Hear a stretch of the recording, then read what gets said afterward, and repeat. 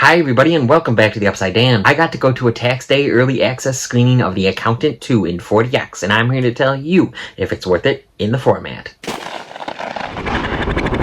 Before I get started, please make me your 40X guy by liking this video, subscribing to my channel, and hitting that notification bell so you don't miss any more 40X content from me. I only just watched The First Accountant for my first time a few days ago. I liked it, I didn't love it. It made me a little bit more skeptical of the 40X experience for the sequel because I thought there was a lot of downtime in the first one. So just to get started, I did like The Accountant 2. I had a lot of fun with it, and I actually preferred it to the first one. But is The Accountant 2 worth it in 40X? The third act is really fun in the format. There's vehicles that are driving over rough terrain, and you're feeling each movement of those vehicles as if you're in that truck with them. They're going over really rough terrain in the desert, down hills, over desert road, over rocks, going really fast. I thought that was really fun in the format, really wild too. It did get kind of intense. Not only the crazy driving of the vehicles, there's hand-to-hand combat, there's shootouts, there's hand-to-hand combat scenes before that, there's shootouts before that, there's weapon usages before that. Throughout any action scene, you're feeling the kicks, the punches, characters are getting thrown around, thrown to the ground, and you're feeling the massagers in the back of your seat poking you in the back. The jolts were really well done. The rumbles and the vibrations in the seat, you feel a lot of that. With the different action scenes, there's a line dancing scene where they move the seats along with that, so you're kind of going along with the dancing. I thought that was a really solid scene in 40X. A lot of the hand-to-hand combat stuff's really fun in this film. The explosions you're feeling in the seat as well. A quick jolt, quick rumble. Anytime they're in a car, whether it's rough or not, you're feeling that as if you're in the car with them. There is downtime. It's not as much as the first one. I found this one had more action. Also, this could be a negative to some people, but this one's definitely more of a generic action film than the first one, I think, at least. So there is more action, but there is some downtime where the seats are not moving. Not many of the capabilities are working during some of these moments. For the most part, there's always downtime in a 40X experience. The puffs of air in your neck and ears were used a lot as well. It's not very often even that I feel like this, but Jon Bernthal was shooting this weapon. I don't know what it's called. RPG-like, but it's a smaller-ish,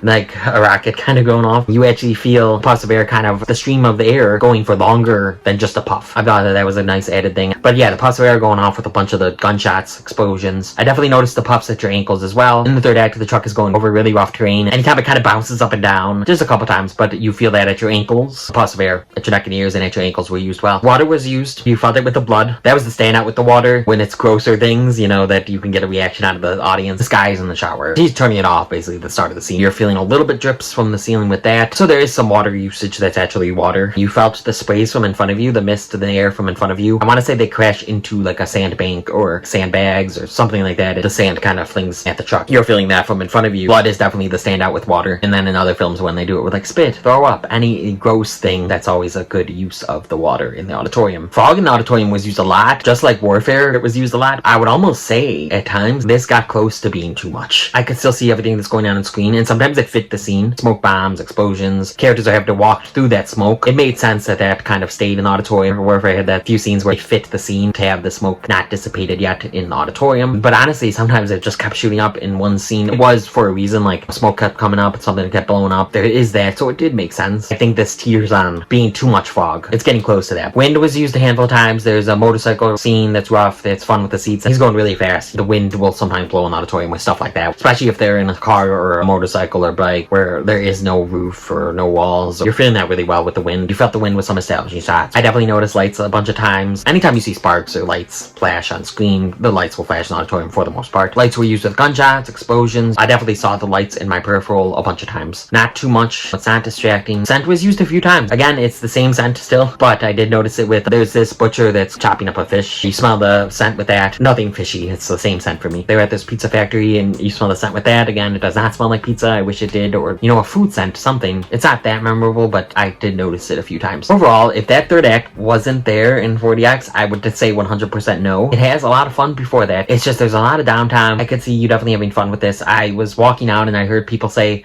they really enjoyed the 40X experience. I thought this was like a solid 40X experience, but I would definitely not 100% recommend it, especially if you have to pay that full ticket price. I don't even know if I would get it up to a recommend, but I do think that if you go, you would have fun with it, especially if you haven't been to many. But there are some people that do go to all of them, or most of them, and they still love each one. Like I always say, like, go see this in theaters, form your own opinion. If you like the first one, if you like Ben Affleck and Jon Bernthal, I think you'll have a fun enough time with this. It's funnier than the first one. So go see it in theater when it releases on April 25th, but I wouldn't say go rush out to see it in 40X, but it's a solid one. Always make your own decision. I'm just trying to say, you know, talk about my experience in 40X and what I think. Have you seen The Accountant 2 in 40X? What did you think of it in the format and just as a film? Let me know down in that comment section. If you liked what you've seen here and you want to see some more content from me, please click around here to see some other content from me. Please like this video, comment on this video, share this video with the movie fans in your life. Hit that notification bell, subscribe, make me your 40x guy, and come to the upside down.